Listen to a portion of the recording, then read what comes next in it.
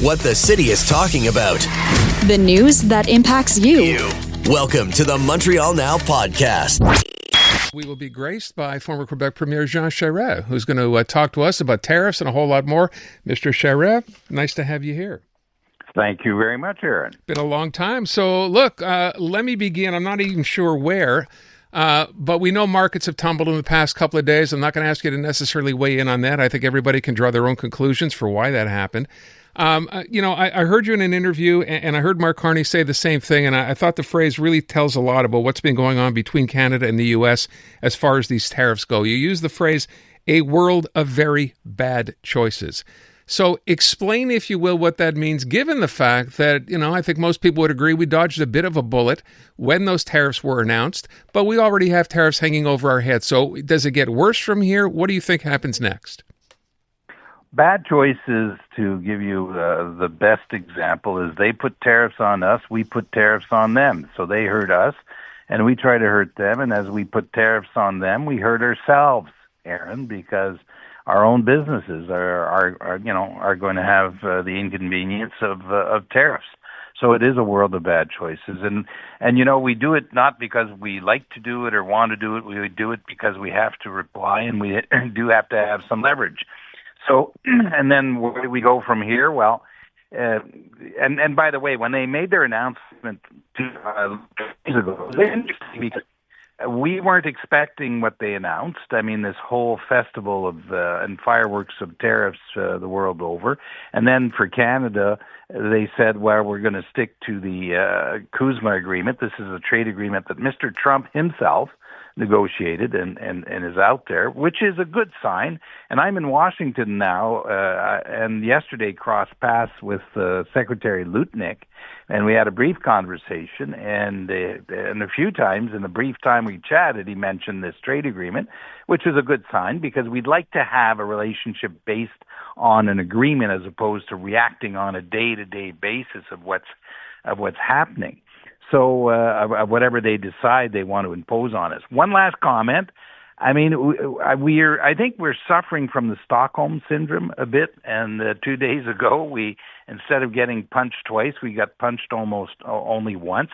But there are tariffs now, 25% tariffs on aluminum, on steel. There's tariffs on softwood lumber. There's now tariffs on automobiles. And that's a heavy load for us to carry. So we're far from being out of the woods, but with some luck, we'll be able to have an overall agreement, get through this election campaign, and negotiate an agreement that would give us some stability. So let me ask the question with respect to CUSMA being renegotiated, right? It's going to have to be renegotiated anyway next year. Is the idea that we would open this sooner or just agree to do what with respect to it? Well, first of all, we should only do it if it's clear for us that we have some interest to defend. If the relationship is governed by tariffs, then there's no point in us doing it because it just doesn't make sense anymore. If not, then yes. And should we go sooner than later? Yes, but only if we have clearly defined what it is that we want out of those negotiations. And I was among those who, at the very, very outset, thought we should renegotiate early. But, I have people and friends who have been involved in these things that reminded me that until Canada sets out its positions in a negotiation, we should not be going to the table. Otherwise, we'll just end up listening to the other side and animating the meeting, and that's not the place we want to be. So you're part of the team here negotiating this back and forth. When you hear Donald Trump go off about supply management here and the 240% that they pay for a carton of milk, what's going through your mind? Like, where is he getting these numbers from? What's the point of that as far as you're concerned? Well, I'm on the advisory committee, so that's not the team negotiating, and we're not negotiating per se, but I'm on the advisory committee. Now, when he raises milk or supply management, but milk in particular, it's part of a protected area for Canada. What goes through our head is that he negotiated with us an agreement in 2018 in which he accepted that this part would be carved out, and 99% of all the merchandise trade between both countries goes back and forth without any tariffs at all. Now, the other part of it, Aaron, is that they also have areas that they have protected. For example, sugar. They have a 300% tariff wall on sugar. And to just give you context on all of this, every single country in the world, for historical, economic reasons, cultural reasons, will have sectors that they choose to protect. The Japanese protect rice. Well, that's not unusual. But Mr. Trump accepted this in 2018, and we don't intend to change that when we sit down with them, if that day comes, to renegotiate CUSMA. We're going to continue to protect that, protect culture, protect our right to legislate on language. That doesn't mean we agree with every language bill in the country, by the way, but it means that here are areas in which Canada has clearly set out red lines on which we will not put these issues on the table. You know, there are some people suggesting, I was watching the Australian Prime Minister, because they've been hit with a 10%, that baseline tariff, even though they apparently don't charge any tariffs whatsoever, or I think their typical tariff would be 2.5%. They don't understand why this is happening, but they have chosen not to have counter tariffs. They've chosen to, I know we can call it negotiate or diplomatically try to get rid of this or somehow make it, reduce it in some fashion. Yet we have come out, and this happened, by the way, still when Justin Trudeau was Prime Minister, right? The day after that famous press conference that he held where he said, if you do this to us, we're going to do this to you. Do you think this is the best approach at this point, to keep counter tariffs for everything we get tariffed, that we tariff back to them? I do agree that we should retaliate, and we have chosen a different path from what the Australians are doing. And by the way, in the case of the Australians, I mean, they're being hit, as you mentioned, out of the blue, not expecting this at all. I mean, they hit South Korea, Japan, and with pretty high tariffs. Europe with 20%, and Mexico has had also a bit of a different approach. Fine.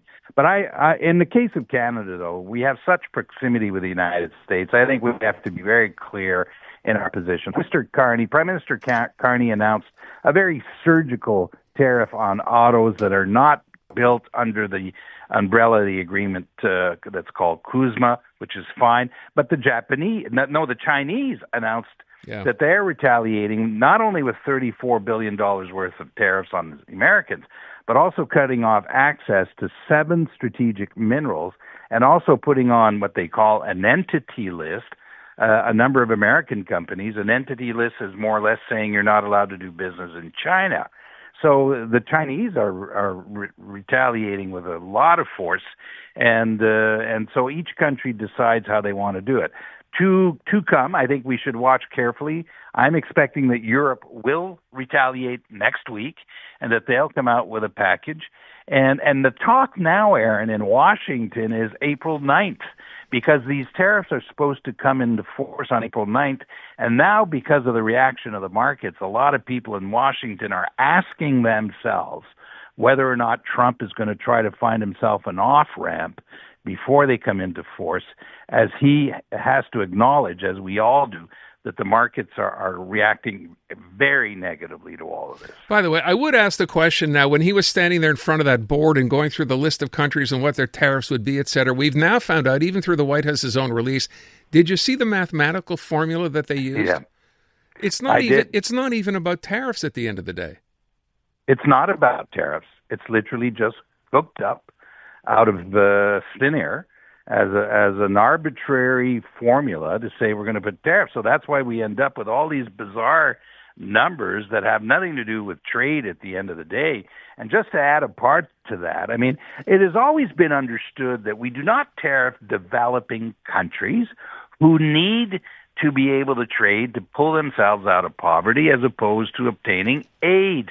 The treatment of developing countries, Aaron, has always been different, and rightfully so, as we want to help them be able to build their economy. But they've done that to everyone. They even tariffed certain territories that are part of France or Europe that are not independent countries, and obviously whoever was doing this did not know that when they drew up the list. So I think they're hitting Martinique and Saint-Martin.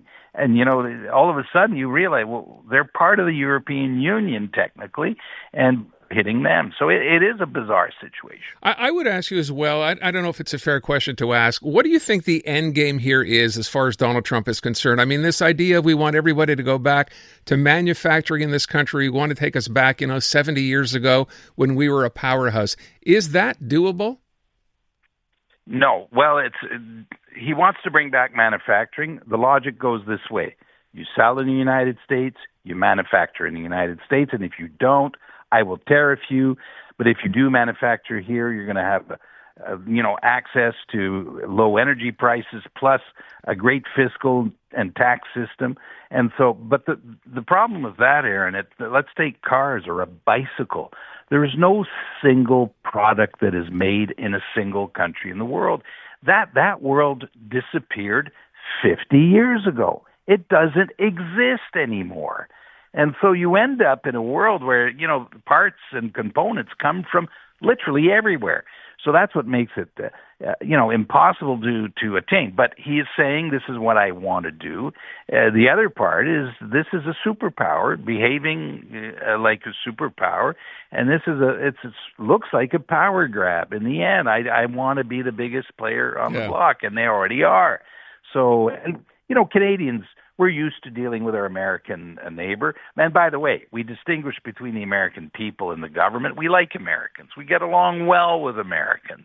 They're friends and they're allies. And we don't want to lose that. But if this is the way their government is going to behave, we're going to have to respond. Did I hear you say earlier today or yesterday, I know I heard Melanie Joly say this as well, our relationship with the U.S. will never be the same again. And Prime Minister Carmi has said that, and yes, I mean that's the simple reality. We're not, we always hope that we will one day return to some normal. We will not return to that. There's no normal to return to. It's changed forever, and in that respect, we'll just have to get used to it. And now there's three things we're going to have to do: is look at how we operate our economy, and we're going to have to change it. The second thing, how we operate our country, our federal system, to be more efficient. And the third thing, Aaron, is our position in the world. Those are the three areas in which we're going to have to rethink Canada, so to speak. Mr. Charest, always appreciate your time. Bringing you the breaking news and the people making it. Montreal Now with Aaron Rand. CJAD 800.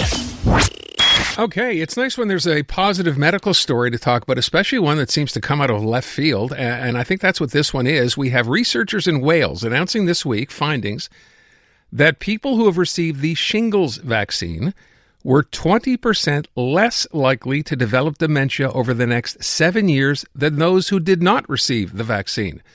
Wow, Dr. Chris Labos, cardiologist with a degree in epidemiology and a regular contributor here on CJAD 800, is on the line. So, Chris, this is, it would seem to be rather significant. Let's get into it. Right, and as you said, it is sometimes nice to have good news here. What the researchers actually did was they went to Wales and they used a phenomenon called the natural experiment, because obviously the way that you would want to do this is you would do a randomized controlled trial. You would take a bunch of people, split them into Group A and Group B, give one of them the vaccine, follow them for several years, and see if they got less dementia as a result. The problem is doing such a trial would be very complicated, very expensive, and would take, several decades to actually materialize and produce any results, because you have to wait many years for people to get dementia. So what the researchers did here is they went back and looked over the medical records in Wales, and what they found was that there was a break point when the shingles vaccine became available. So if your birthday was before a certain date, you were not eligible. If you were born after that date, they were. And so they looked at people in the week before and the week after that cutoff, because the ones before didn't get the vaccine, the ones after did, and because their birth dates were so close to each other, this was essentially like a randomized controlled trial, because your birthday is, to some degree, a random event. Whether you're born on Monday or Thursday is largely due to the play of chance. And so because these people were sort of the same anyways, they were able to analyze the data as if this was a randomized controlled trial, and they were able to show that, yes, indeed, there was a lower risk of dementia in the people born after the cutoff date that got the vaccine. Mm-hmm. So obviously this is not just an idea to go out and get a shingles vaccine, hoping it prevents, obviously, against dementia. But from what I understand, Chris, the shingles vaccine we're considering pretty safe, right? Yes, we are, and frankly, I would recommend most people go out and get it. It is free in Quebec if you are over the age of 75. It used to be 80. The government has brought down that threshold to 75. Or if you are immunocompromised. So if you're over the age of 18 and immunocompromised, you can get the shingles vaccine for free.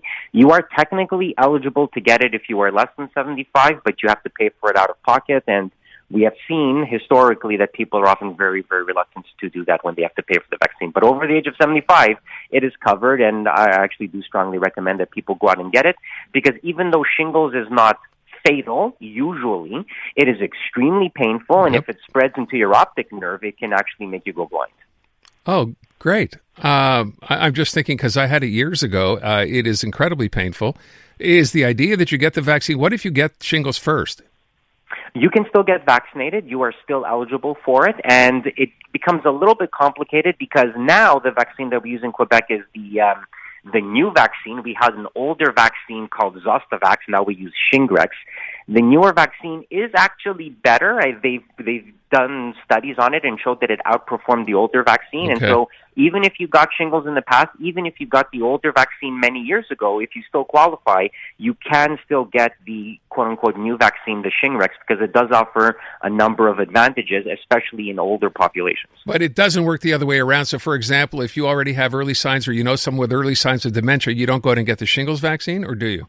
Well, not just for this. I mean, you would get it to protect you from shingles. I think this is interesting for a couple of reasons. One, it's a potential additional benefit, so all the good. But also, more interestingly, the reason is why would they potentially see a benefit? And there is a growing body of literature suggesting that the mere fact that you get shingles, that the virus is being reawakened, that might have something to do with the pathology, with the genesis of Alzheimer's disease. So this might provide some new insights into what's actually causing Alzheimer's disease. Okay, so someone just texted the same question that I just asked you, which the idea is if you know someone with early, starting to see signs of dementia, you're suggesting get the shingles vaccine anyway, obviously, at a certain age. And by the way, is there a cutoff here age-wise when you would get it? No, as long as you're over the age of 75, you are eligible, and you should get it. It's 2 doses, but once you've gotten those 2 doses, you generally don't need a booster shot because the data suggests that you have protection well over 10 years, and it's unclear that you would ever need a booster beyond that point. Okay, good advice. Excellent information. Dr. Labos, Dr. Chris Labos, thanks so much. My pleasure. Take care. The very latest news, reported and discussed. Welcome back to Montreal Now on CJAD 800. Dr. Joe Schwarz, who joins us every Tuesday afternoon, is on the line. He's host of the Dr. Joe Show, which you can hear, by the way, Sundays at 3 here on CJAD 800, and also director of the McGill Office for Science and Society. Joe, I sent you a couple of stories that have been making me kind of crazy. The more time you spend scrolling social media, the more of this crazy stuff you see. The one that really stuck out to me was this ridiculous, well, I shouldn't say that, this idea, according to one person, that peanut butter is about the worst thing you can eat. So let's break that down. What did you think of that? Well, I heard the ad just ran before about your show that every afternoon you get a laugh. Well, this is one of those. Okay. This is total nonsense. I don't know who that person is. I tried to look up. I couldn't find. She has a British accent, so maybe she's some British influencer that we're not too aware of here. But anyway, the suggestion that peanut butter is pure poison and that releases a toxic gas, I don't even have any idea where they get this. I mean, usually with all the nonsense, there is some smidgen of fact behind it. But not here. There's nothing dangerous about peanut butter. Of course, it has calories. Obviously, it contains a lot of peanut oil, contains fat. But that's it. Well, I thought that was good fat. It is. Okay. It is. And right. Peanut butter is a good source of protein. It's fine. I got to say, though, that I've never really developed a taste for it. I guess because in Hungary at that time, it was totally unheard of. There was no such thing as peanut butter. Really good with bananas, by the way. Is it good? Yeah, well, Elvis proved that, I think. But okay, I just wonder too. Does it matter quality-wise? Good peanuts, bad peanuts, or nuts, or nuts, or nuts? No, the only problem with peanuts is that they can go moldy. Right. And when they go moldy, they do produce a dangerous substance called aflatoxin. But you don't find this in peanut butter. Peanut butter is not made from moldy peanuts. Unless you're buying moldy peanut butter, in which case you've made a terrible decision. Okay, let's move from that on to this other big, and I know you've written about this. I've seen this all over the place. I sent you the one, the quote, which said that seed oils, first of all, let's describe, what are seed oils specifically? Yeah, well, seed oils are pressed out from corn, cottonseed, grapeseed, soybean, sunflower, safflower, rice bran, and canola. So that seems pretty natural right to begin with. Yes. So they are pressed, and this opposition to it is also crazy. And where do you see it? You don't see it from any legitimate scientist. You see it from people like the food babe, Vanny Harry, one of my nemesis, the Liver King, if you ever watched him on television. The Liver King? Okay. I mean, the guy who promotes a carnivore diet.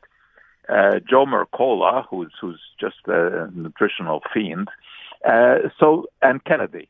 I mean, these people don't know what they're talking about. There's loads of information about replacing saturated fats like butter and coconut fat with the polyunsaturated fats, which is exactly the ones that you find in seed oils. So I really don't even know where this opposition comes from. I mean, one clue, which again really scientifically doesn't make any sense, is they talk about using hexane to extract the oil. Now, hexane is used when these seeds are pressed. You press out the oil, but there's still some oil left in the seeds. So what they then do is immerse the seeds in hexane, which is a solvent that dissolves the oil, and then they evaporate off the hexane. Now, hexane is very volatile, so it doesn't take much heat to get rid of it completely. But they go on all about how hexane is a poison that you find in the seed oils. Well, it's just not true. It may be used in the processing, but it is not there in the final product. So I really don't even know where all of this comes from, and there is a study that just came out, actually, and that's the one that I wrote about in Journal of the American Medical Association, and this it has the intriguing title, Substituting Butter with Plant-Based Oils May Confer Substantial Benefits for Preventing Premature Deaths. And that's exactly what they describe in this. They took a look at the diets of 221,000 health professionals in the U.S., and these people have been followed for 33 years. Every 4 years, they filled out a food frequency questionnaire, and obviously some of them died from cancer and from heart disease during the 33 years. So they looked at their diet, and guess what? The ones who ate the most or consumed the most plant-based oils, the seed oils, had a 17% lower mortality. And the ones who had a mostly butter-based diet had a 15% higher mortality. Now, this is a pretty significant study.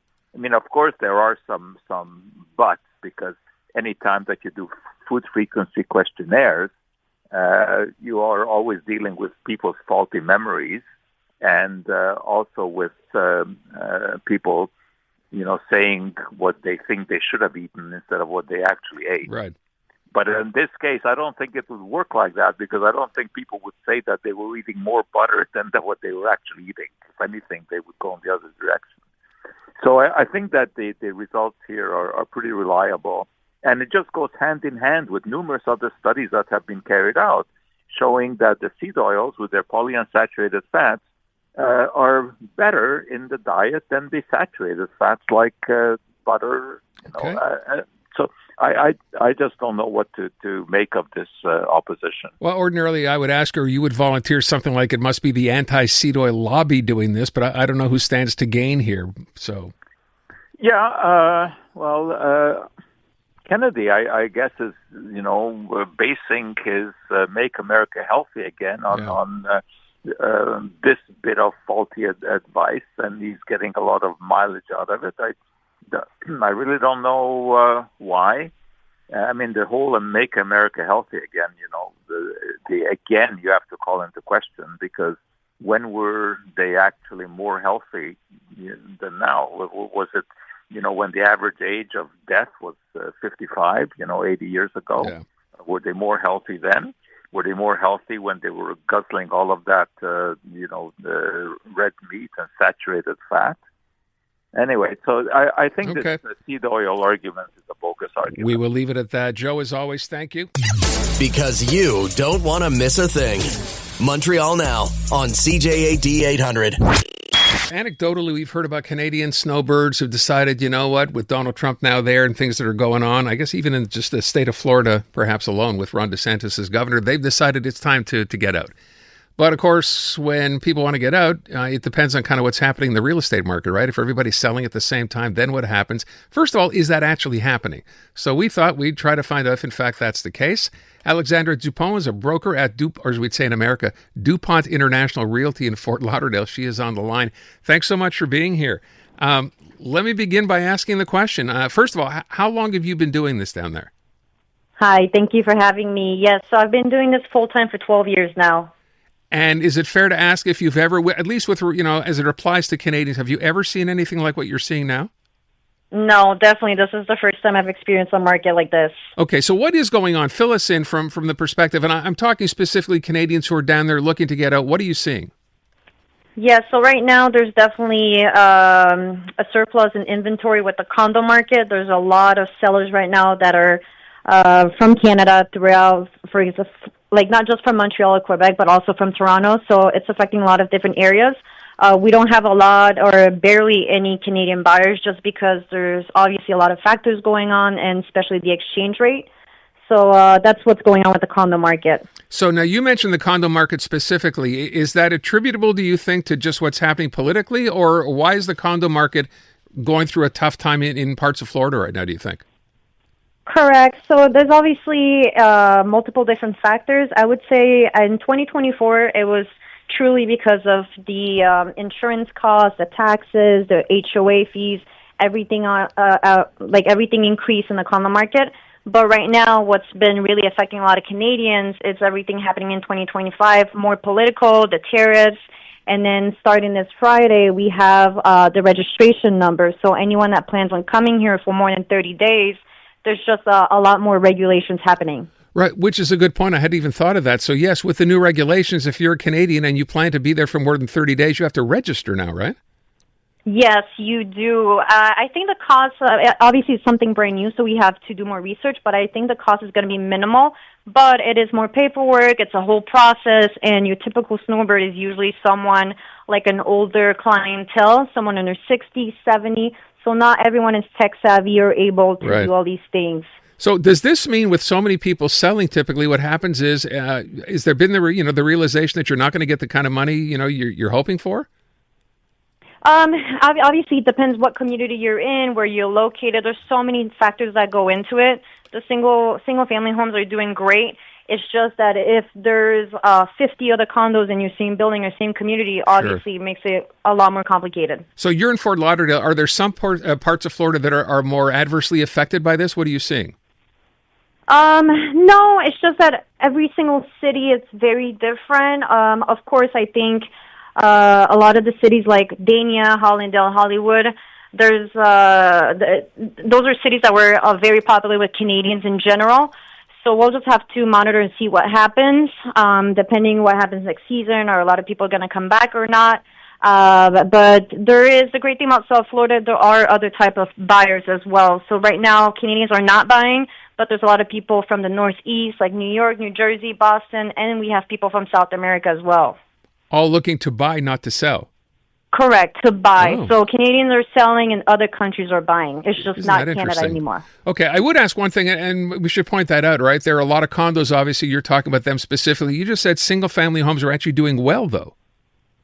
Yes, well, because those are not typically properties that snowbirds buy, because it's obviously more maintenance, the pool, the lawn, if you have snakes, there's just a lot going on, pest control.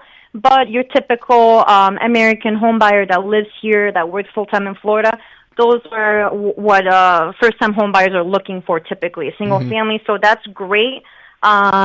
Interest rates are still high for us, unfortunately, right now, but we'll have to see what happens. But the one question I did want to ask is, we're talking about selling a property you have. What about rentals? You imagine a lot of Canadians are coming down and renting for part of a season. You deal with that as well, and what are you seeing there? Yes, I do a lot of seasonal rentals as well.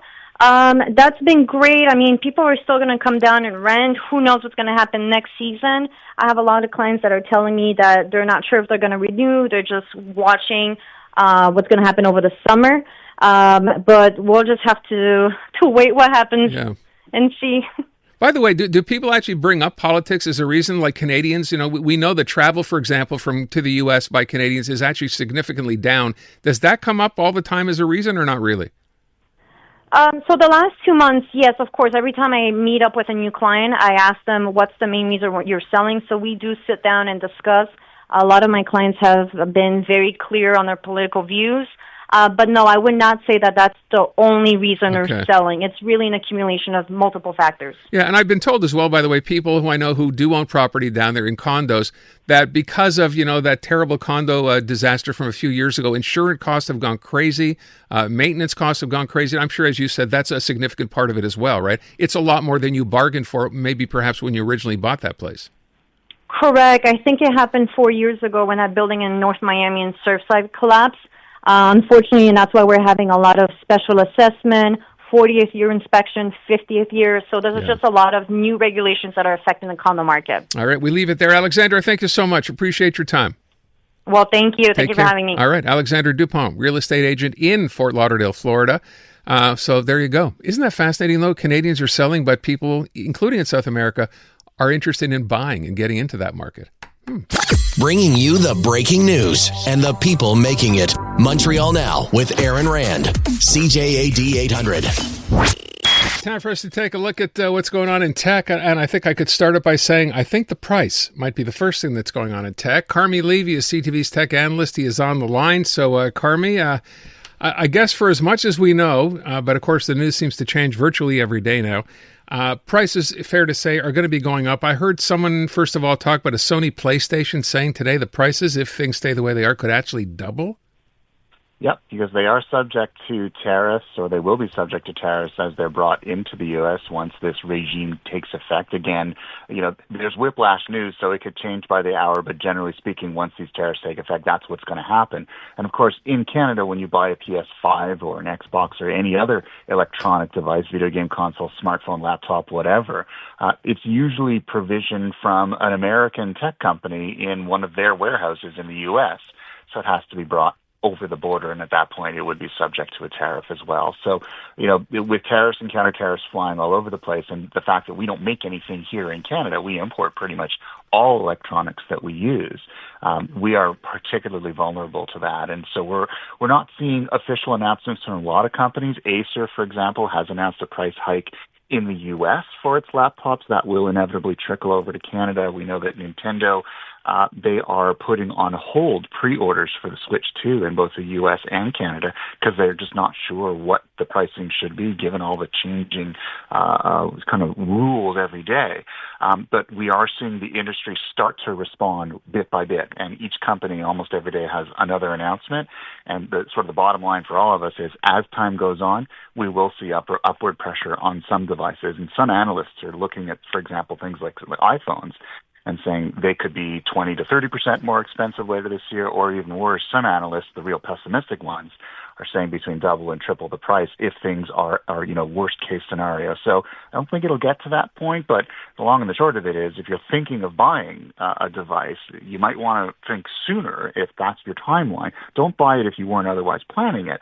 But if you're already in the market and you're going to be buying over the next few months, you might want to buy it sooner to have a greater chance of avoiding it. Or if you have a smartphone, you were maybe thinking about it, you were on the fence, and you don't want to buy a new one now, start thinking about how you're going to stretch its lifespan a little bit. Keep the battery going longer, keep the software updated, all that, so that you don't have to buy it now. You can wait until all of this craziness is over, and then you can buy a phone later on when, hopefully all of this trade war nonsense is in the rear view. So let me ask the dumb question of the day. Since we're getting these products, let's pick any of them, a laptop, from U.S. companies, right, that are headquartered there, but they come from Japan or wherever, China, wherever. If they were to be shipped directly here, like let's say for the case of Acer, I don't know where Acer makes their computers, but let's say it's China, and instead of going through the U.S., just ship them directly from China, is that a way to avoid tariffs? That's certainly a possibility, and I would expect tech companies would be looking at their global supply chains and asking themselves, how do we avoid these? How do we sort of go directly from our manufacturing sites overseas directly to countries outside the U.S. without having to incur U.S. tariffs? So yes, that is a potential answer, but making that happen, it's a pretty complex undertaking. Global supply chains are really complex. They take years to set up.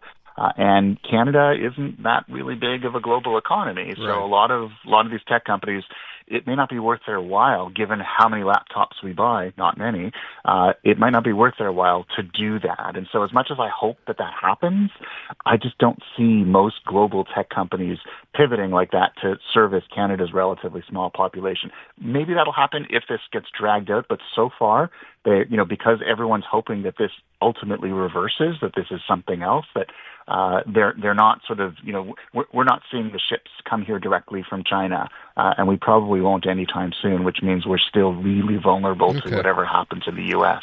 Okay, let me move on from that and talk about, no section is complete these days without talking about AI. You have a note here saying the difference between how humans and AI think. What's this about?